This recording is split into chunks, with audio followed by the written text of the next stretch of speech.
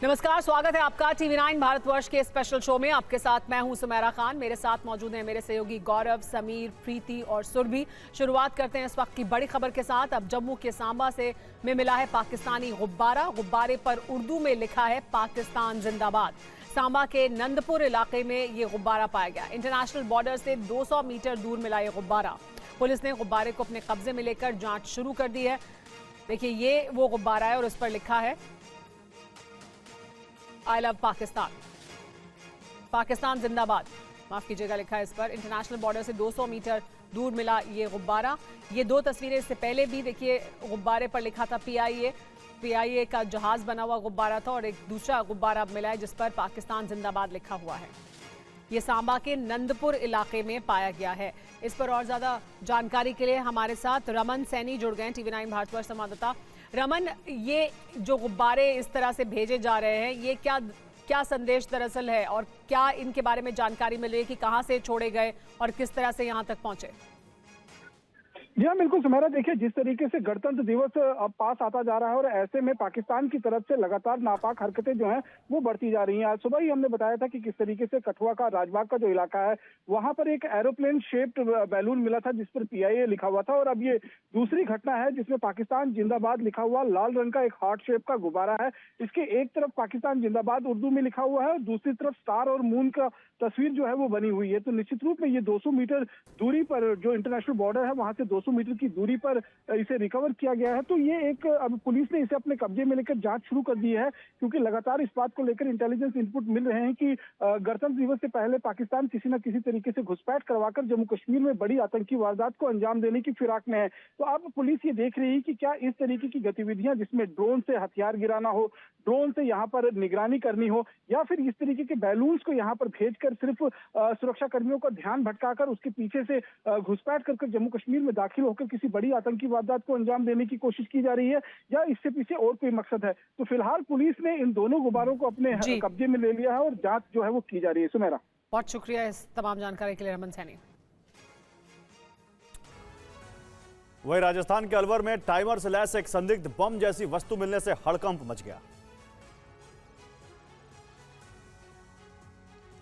राजस्थान के अलवर में टाइमर लगी बम नुमा संदिग्ध वस्तु मिली है, जिसके बाद पुलिस प्रशासन में हड़कंप मचा हुआ है। संदिग्ध वस्तु को उठाकर जय संबंध बांध के बीच में रखा गया, जिसकी जांच अभी जारी है।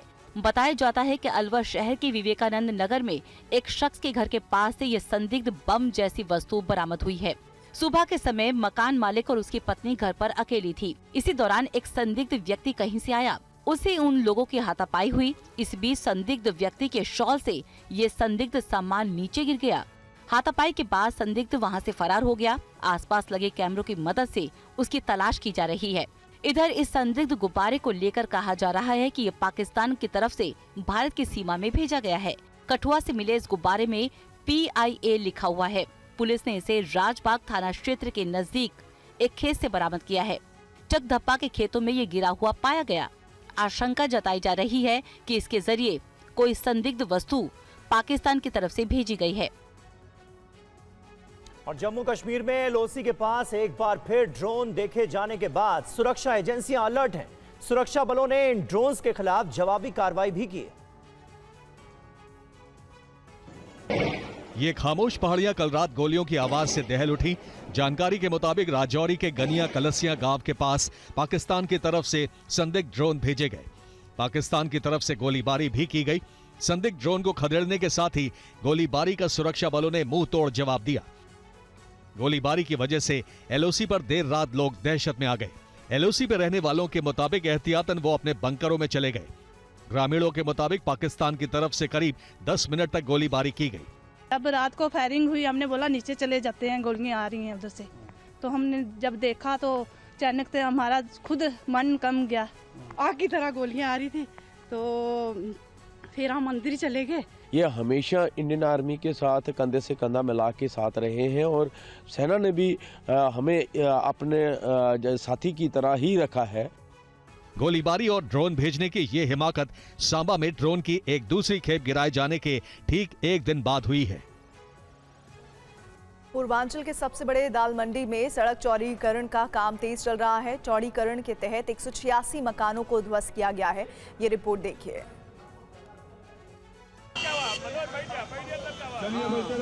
बुलडोजर की ये कार्रवाई वाराणसी के दाल मंडी की है। सड़क चौड़ीकरण योजना के तहत आज कई घरों पर ये कार्रवाई की गई। हालांकि इस दौरान कुछ लोगों ने विरोध किया। बुलडोजर की कार्रवाई के दौरान बड़ी संख्या में पुलिस बल की तैनाती की गई थी। जानकारी के मुताबिक लोक निर्माण विभाग नई सड़क से चौक थाने तक 17.5 मीटर की सड़क बनाने के लिए तेजी से काम कर रहा है। सड़क के चौड़ीकरण का उद्देश्य काशी विश्वनाथ धाम के गेट नंबर 4 तक पहुंच को आसान बनाना है। पिछले दिनों वाराणसी दौरे पर आए उत्तर प्रदेश के मुख्यमंत्री योगी आदित्यनाथ ने इस योजना को तेजी से पूरा करने का निर्देश दिया था। इससे पहले 4-5 दिनों से हथौड़े से मकानों को तोड़ा जा रहा था। चौड़ीकरण की कार्रवाई के तहत 650 मीटर लंबे इस बाजार को 17.5 मीटर यानी लगभग 60 फीट तक चौड़ा किया जाना है। इसको लेकर 215 करोड़ 88 लाख रुपए भी आवंटित किए जा चुके हैं। इससे पहले यहां 184 मकान और दुकान को नोटिस दिया गया था। प्रशासन का दावा है कि सबको पूरा मुआवजा मिलेगा। अब यूपी के संभल में आज बुलडोजर एक्शन हुआ। 4 अवैध मकानों को ध्वस्त किया। संभल में इस बुलडोजर एक्शन के जरिए 1700 वर्ग मीटर भूमि से अवैध कब्जा हटाया गया। ये एक्शन थाना हजरत नगर गाड़ी के सिरसी शर्की में हुआ, जहां सरकारी जमीन पर वर्षों पहले अवैध रूप से कब्जा कर लिया गया था, जिसे अब हटाया जा रहा है। कुल 8 मकानों को हटाया जाना था, जिनमें से 4 मकानों को ढा दिया गया। वहीं 4 मकान मालिक इस एक्शन के खिलाफ इलाहाबाद हाई कोर्ट चले गए हैं। बताया जा रहा है कि खाद के गड्ढे के लिए आरक्षित जमीन पर ये मकान बनाए गए थे। राजस्व प्रशासन ने मिलकर संयुक्त कार्रवाई करते हुए इस अतिक्रमण को हटाया। एक दिन पहले ही कुछ मकान मालिकों ने खुद ही अपने मकानों को तोड़ना शुरू कर दिया था। संभल प्रशासन की तरफ से साफ कर दिया गया है कि सरकारी जमीन पर कब्जा अब नहीं चलेगा। धारा 67 के तहत कोर्ट के आदेश पर यह कार्रवाई की गई है। तहसीलदार ने इस कार्रवाई को लेकर कहा कि ये जमीन खाद के गड्ढों और ग्राम समाज की जमीन के तौर पर रजिस्टर्ड है। नियमों के मुताबिक कब्जा हटाने को लेकर नोटिस पहले ही जारी किया गया था। ऐसे में सरकारी जमीन पर अवैध कब्जा बर्दाश्त नहीं किया जाएगा। और देवरिया में सरकारी जमीन पर बनी मजार को हटाने का काम आज दूसरे दिन भी जारी रहा। इस दौरान इस पर AIMIM की ओर से राजनीति की कोशिश भी की गई।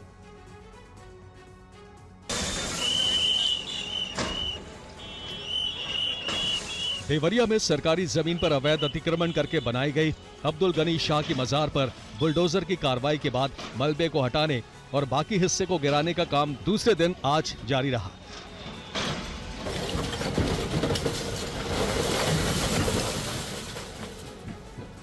बताया जाता है कि कल रात हो जाने की वजह से गुंबद और मजार के बाकी हिस्से को गिराने के बाद काम बंद कर दिया गया था।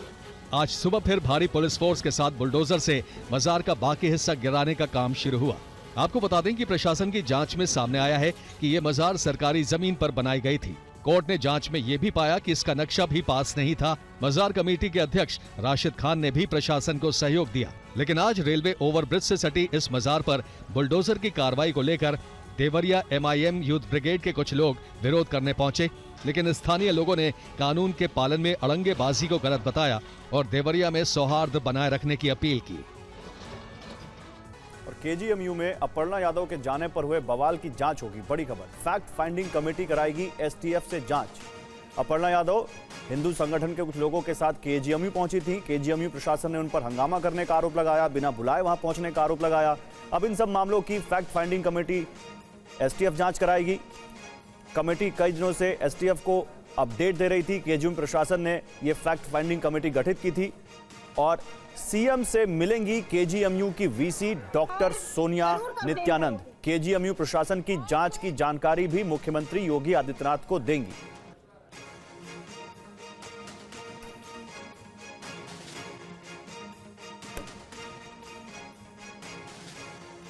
और देखिए एक और अहम खबर है इसी से जुड़ी। KGMU हंगामे को लेकर डॉक्टरों ने एक बैठक की है। अब तक FIR न होने पर लिया है बड़ा फैसला।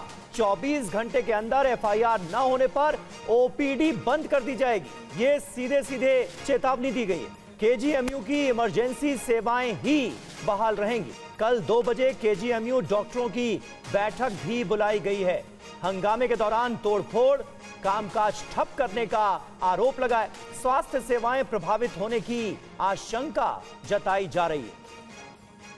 तो ये मामला तूल पकड़ता हुआ नजर आ रहा है। अभिजीत ठाकुर हमारे संवाददाता इस वक्त हमारे साथ मौजूद हैं। अपर्णा यादव ने मुलाकात भी की थी सीएम योगी आदित्यनाथ से। इस मामले में सरकार का क्या रुख नजर आ रहा है अभिजीत, क्योंकि बात तो बढ़ती हुई नजर आ रही है।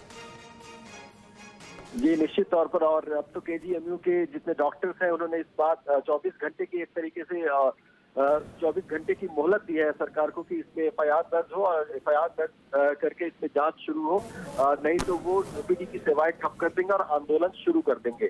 आपको बता दें कि शुक्रवार से हाई वोल्टेज ड्रामा जब शुरू हुआ था तब तहरीर दी गई थी बकायदा थाने में, लेकिन उसके बाद से अभी तक कोई एक्शन देखने को नहीं मिला है। महिला आयोग की उपाध्यक्ष है अपर्णा यादव, जो कि अपने समर्थकों के साथ केजीएमयू में पहुंची थी और डीसी कार्यालय के अंदर हंगामा और तोड़फोड़ करने का आरोप उनके समर्थकों के ऊपर है, जिसका कि वो नेतृत्व कर रही थी भीड़ का। इस तरीके की बात तहरीर में कही गई है और उसके बाद लंबा चौड़ा बयान भी केजीएमयू की तरफ से सामने आया था। अब आज ये जानकारी सामने आ रही है कि केजीएमयू की वीसी जो है वो मुख्यमंत्री से मुलाकात कर सकती है आज शाम और इस पूरे मामले पर चर्चा करेंगी। 24 घंटे की मोहलत जो है वो केजीएमयू के डॉक्टर्स ने दी है। ऐसे में देखना होगा कि कल जब 24 घंटे की मियाद पूरी होती है तो केजीएमयू में वहां के डॉक्टर्स की तरफ से, जिनके अंदर काफी आक्रोश है इस हंगामे के बाद, उनका क्या रुख रहता है। क्या वो आंदोलन की शुरुआत करते हैं या फिर उससे पहले कुछ बीच का रास्ता ये सरकार निकाल कर पाती है, ये बड़ी चुनौती है। लव जिहाद के आरोप के बाद ये तमाम प्रकरण जो है वो शुरू हुआ था। हालांकि आरोपी जो है उसे गिरफ्तार कर लिया गया और सरकार का कहना है कि इसमें पूरा एक्शन हो रहा है, लेकिन उसके बावजूद अपर्णा यादव लगातार केजीएमयू प्रशासन पर ही आरोपी को बचाने के आरोप लगा रही थी। ठीक है, बहुत शुक्रिया अभिजीत आपका इस जानकारी के लिए। कल 2 बजे बुलाई गई है केजीएमयू के डॉक्टरों की बैठक और एक तरह का अल्टीमेटम दे दिया गया है कि 24 घंटे के अंदर अंदर इस मामले में अगर एफआईआर दर्ज नहीं हुई तो केजीएमयू में ओपीडी सेवाएं बंद कर दी जाएंगी। और सीएम योगी लखनऊ में स्वामी विवेकानंद जयंती पर राष्ट्रीय युवा दिवस पर आयोजित विशेष कार्यक्रम में शामिल हुए और मौजूदा वहां पर लोगों को उन्होंने संबोधित भी किया। मैं उस परंपरा का प्रतिनिधित्व इस समिट में कर रहा हूं और मुझे गर्व है कि मैं हिंदू हूं।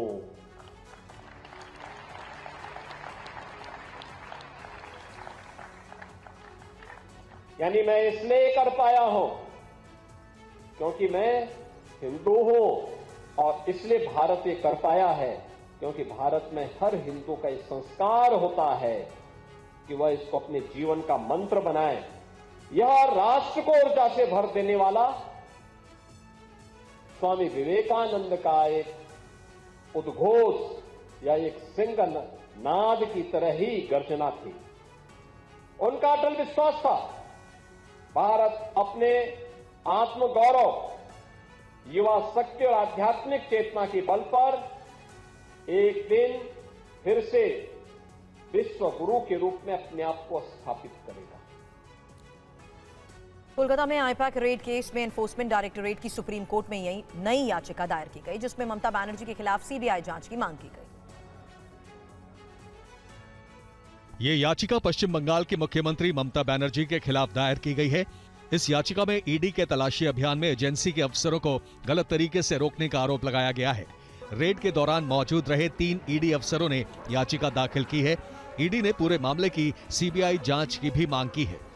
ईडी ने अपनी याचिका में पश्चिम बंगाल सरकार और मुख्यमंत्री ममता बनर्जी पर जांच में हस्तक्षेप और बाधा डालने का आरोप लगाया है। मामला राजनीतिक परामर्श कंपनी आईपैक और उसके निदेशक प्रतीक जैन के ठिकानों पर छापामारी से जुड़ा है, जो कोयला तस्करी घोटाले की मनी लॉन्ड्रिंग जांच का हिस्सा है। ईडी का आरोप है कि रेड के दौरान मुख्यमंत्री मौके पर पहुंची और अहम दस्तावेज और इलेक्ट्रॉनिक उपकरण अपने साथ ले गईं, जिससे जांच प्रभावित हुई। ईडी ने यह भी दावा किया कि राज्य प्रशासन की ओर से सहयोग नहीं किया गया और अधिकारियों पर दबाव डाला गया। इसी आधार पर एजेंसी ने मामले की निष्पक्ष जांच सीबीआई से कराने का अनुरोध किया है। वहीं पश्चिम बंगाल सरकार ने सुप्रीम कोर्ट में कैविएट दाखिल कर मांग की है कि उसका पक्ष सुने बिना कोई आदेश पारित न किया जाए। प्रधानमंत्री नरेंद्र मोदी और जर्मन चांसलर फ्रेडरिक मर्च ने आज गांधीनगर के महात्मा मंदिर कन्वेंशन सेंटर में डेलीगेशन स्तर की बातचीत की, जिसमें भारत और जर्मनी के सहयोग को और बढ़ाने पर जोर दिया गया। आज हमने यूक्रेन और गाजा सहित कई वैश्विक और क्षेत्रीय मुद्दों पर विस्तार से चर्चा की। भारत सभी समस्याओं और विवादों के शांतिपूर्ण समाधान का पक्षधर रहा है और इस दिशा में किए जा रहे सभी प्रयासों का समर्थन करता है। हम एकमत है कि आतंकवाद पूरी मानवता के लिए एक गंभीर खतरा है। भारत और जर्मनी इसके विरुद्ध एकजुट होकर पूरी दृढ़ता से लड़ाई जारी रखेंगे। भारत और जर्मनी सहमत है कि ग्लोबल चैलेंजेस से निपटने के लिए ग्लोबल इंस्टीट्यूशंस में सुधार अत्यंत महत्वपूर्ण है। यूएन सिक्योरिटी काउंसिल में सुधार के लिए G4 के माध्यम से हमारा संयुक्त प्रयास इसी सोच का प्रमाण है। और भारत जर्मनी सीईओ फोरम में शामिल होने के बाद जर्मन चांसलर फ्रेडरिक मर्ज ने कहा कि भारत जर्मनी के लिए एक पसंदीदा पार्टनर है। दोनों देशों के मजबूत संबंधों से व्यापार का आंकड़ा $50 अरब के पार पहुंच गया है। Under my government, ladies and gentlemen, Germany is open for business and open for business cooperation. At the same time, we are strongly interested in further opportunities for German business in India. A second key topic is innovation. Germany and India are strong markets. We are innovation-driven economies with complementary strength in research, engineering, manufacturing, and entrepreneurship. Innovation fosters growth, and our businesses are key drivers for innovation. There are significant opportunities for cooperation across industries and across technologies. Looking ahead, the full economic potential of our partnership is yet to be exploited. और अहम खबर है, बंगाल में SIR पर supreme court का election commission को notice, चुनाव आयोग को नोटिस। टीएमसी सांसदों की अर्जी पर मांगा गया है जवाब।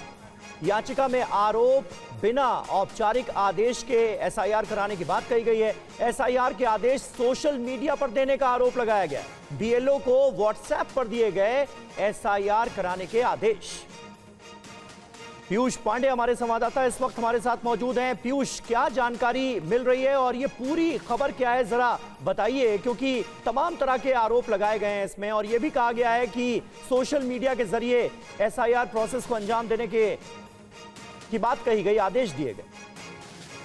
बिल्कुल समीर, देखिए ये जो सांसद हैं टीएमसी के डेरेक ओब्रायन, उनकी तरफ से याचिका दाखिल की गई है, जबकि इससे पहले कई अन्य याचिकाएं जो है वो टीएमसी के जो मेंबरान हैं उनकी तरफ से दाखिल की गई है सुप्रीम कोर्ट में। और चूंकि ये याचिका बाद में दाखिल की गई थी तो इस पर सुप्रीम कोर्ट ने नोटिस जारी करके जवाब तलब किया है।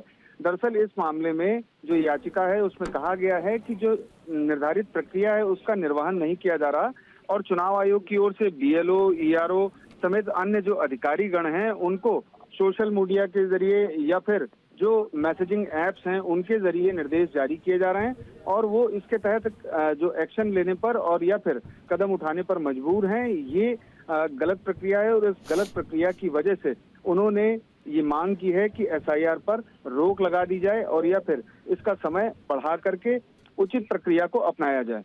जी समीर। शुक्रिया पीयूष आपका इस जानकारी के लिए। और आम आदमी पार्टी के सांसद राघव चड्ढा ने अपने सोशल मीडिया पर एक वीडियो शेयर किया है जिसमें वो डिलीवरी बॉय बने नजर आ रहे हैं।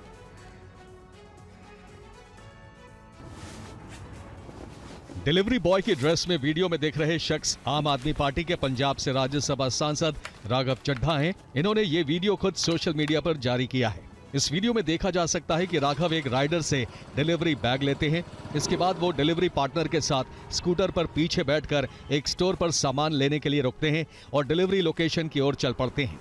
ग्राहक के दरवाजे पर राइडर लिफ्ट से बाहर निकलता है और घंटी बजाता है, जिसके ठीक पीछे चड्ढा भी चलते हैं।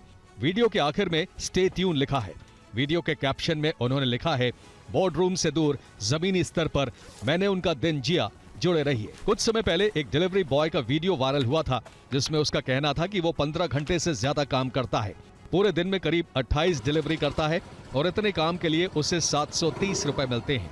इसके बाद राघव चड्ढा ने पिछले महीने डिलीवरी बॉय को अपने घर खाने पर बुलाया था, जिसके बाद उन्होंने संसद में गिग वर्कर्स की तंगहाली का मुद्दा उठाया था। संसद में ई सिगरेट के इस्तेमाल को लेकर लोकसभा स्पीकर ओम बिरला ने साफ कर दिया कि संसद की मर्यादा के साथ किसी को भी खिलवाड़ करने का अधिकार नहीं। संसद के अंदर मर्यादा रखनी पड़ेगी। संसद में जो मर्यादा नहीं रखेंगे उसके तहत नियमानुसार कार्रवाई होगी। संसद में ई सिगरेट के इस्तेमाल को लेकर पूछे गए सवाल पर लोकसभा अध्यक्ष ओम बिरला ने कहा कि मामले की जांच अभी जारी है। उन्होंने साफ कहा कि जो भी संसद की गरिमा का उल्लंघन करेगा उनके खिलाफ कार्रवाई की जाएगी। सभा कक्ष के अंदर मर्यादा रखनी ही पड़ेगी सर, और जो मर्यादा नहीं रखेंगे उसको संसद की नियम प्रक्रिया के तहत कार्रवाई होगी। संसद के अंदर मर्यादा रखनी पड़ेगी। संसद में जो मर्यादा नहीं रखेंगे उनको संसद की मर्यादा के जो हमारे नियम प्रक्रिया है उसके तहत नियमानुसार कार्रवाई होगी। इसमें जो भी नियम प्रक्रिया उसके हिस्से तक है। संसद में सब कुछ सदन में है। बीजेपी सांसद अनुराग सिंह ठाकुर ने लोकसभा स्पीकर को एक औपचारिक पत्र लिखा था, जिसमें उन्होंने एक सांसद पर सदन के अंदर ई सिगरेट इस्तेमाल करने का गंभीर आरोप लगाया था। राजस्थान के जोधपुर में एक हादसा हुआ जिसका सीसीटीवी वीडियो सामने आया है। कई बार बड़ों की लापरवाही भी बड़े हादसों की वजह बन जाती है, जैसा कि इस मामले में हुआ। एक पिता स्कूल से 2 बच्चों को लेकर एक स्कूल के बाहर रुकता है। बेटे को स्कूटी से उतारकर वो बैग देता है, फिर थोड़ा आगे जाकर स्कूटी पर बच्ची को बैठा हुआ छोड़कर स्कूल के अंदर जाने लगता है। इसी बीच बच्ची पीछे से स्कूटी को चला देती है और देखिए कैसे एक बड़ा हादसा हो जाता है। बच्ची तेज रफ्तार स्कूटी के साथ दूर जाकर गिरती है।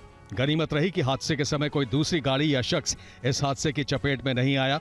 आगे से आ रही एक महिला हादसे की चपेट में आने से बाल बाल बच जाती है, लेकिन बच्ची गंभीर रूप से घायल हो जाती है। पूरा वाकया पास लगे सीसीटीवी कैमरे में रिकॉर्ड हो जाता है। कुल मिलाकर ये हादसा पिता की लापरवाही का नतीजा था। अगर वो बच्ची को स्कूटी पर छोड़कर जा रहा था तो उसे स्कूटी की चाबी निकाल लेनी चाहिए थी, जो उसने नहीं किया, जिसके चलते बच्ची ने नासमझी में स्कूटी चला दी, जिसके चलते ये हादसा हुआ। मामला राजस्थान के जोधपुर का है।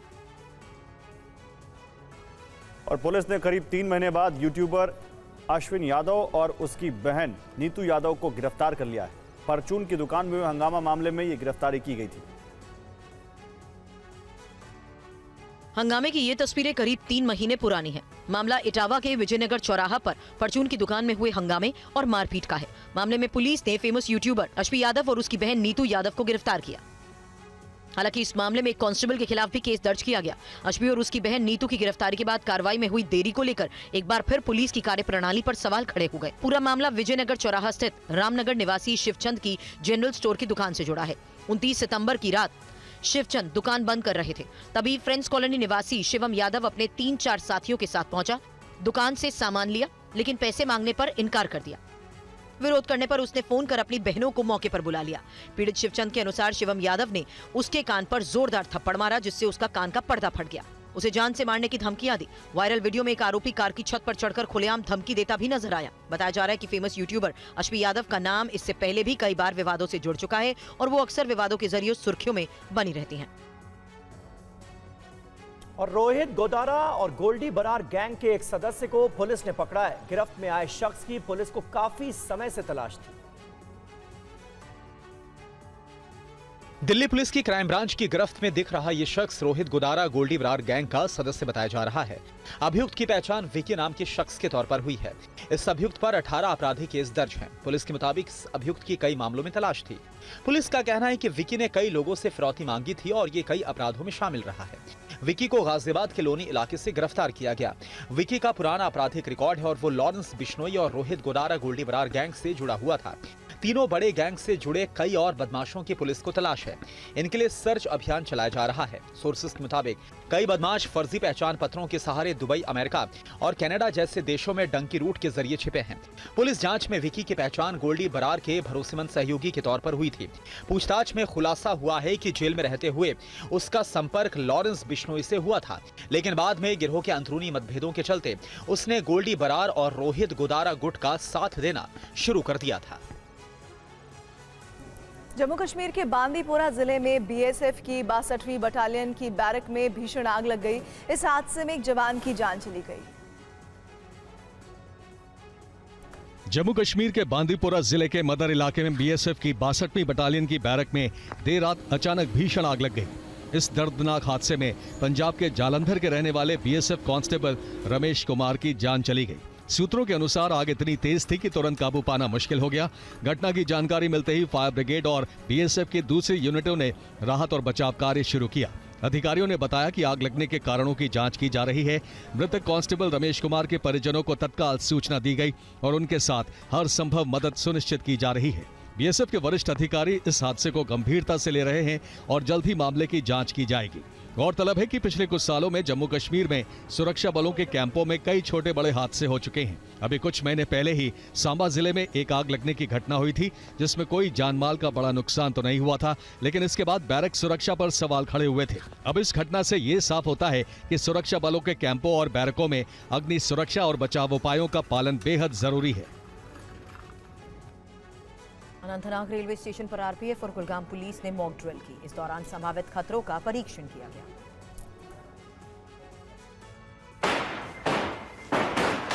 वीडियो में देखा जा सकता है कि अनंतनाग रेलवे स्टेशन पर बड़ी संख्या में अलग अलग सुरक्षा एजेंसी से जुड़े सुरक्षाकर्मी पहुंचे।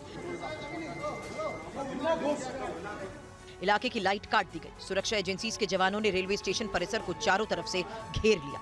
गाड़ियों के सायरन ने सर्द रात में घरों में दुबके लोगों के कान खड़े कर दिए। इस दौरान सुरक्षाकर्मी इधर से उधर दौड़ते रहे। हथियारों से लैस जवान हर तरफ नजर आए। उन्हें देखकर लग रहा था किसी आतंकी की तलाश कर रहे हैं। दरअसल ये कवायद थी आपात स्थिति या आतंकी वारदात से निपटने के लिए मॉक ड्रिल की।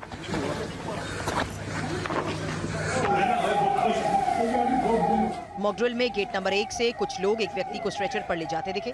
स्ट्रेचर पर लाए गए व्यक्ति को ई कार्ड की मदद से अस्पताल पहुंचाया गया। रिहर्सल में हुए आतंकी हमले में 4 लोगों को गोली लगी। उन्हें स्ट्रेचर पर एम्बुलेंस से अस्पताल भेजने की रिहर्सल हुई। इस मॉक ड्रिल में स्वास्थ्य विभाग, दमकल और पुलिस फोर्स की टीम शामिल थी। अनंतनाग रेलवे स्टेशन पर आरपीएफ और कुलगाम पुलिस द्वारा इस मॉक ड्रिल का आयोजन किया गया। डीआरडीओ ने बड़ी सफलता हासिल की है। Man portable anti tank guided missile का सफल परीक्षण किया है। ये मिसाइल चलते हुए दुश्मन के टैंकों को ऊपर से निशाना बनाकर मार गिराने में सक्षम है। देखिए ये रिपोर्ट। 3, 2, 1, 0। तस्वीरें महाराष्ट्र के केके रेंज की है, जहां दुश्मनों के टैंकों की काल एंटी टैंक गाइडेड मिसाइल का सफल परीक्षण किया गया।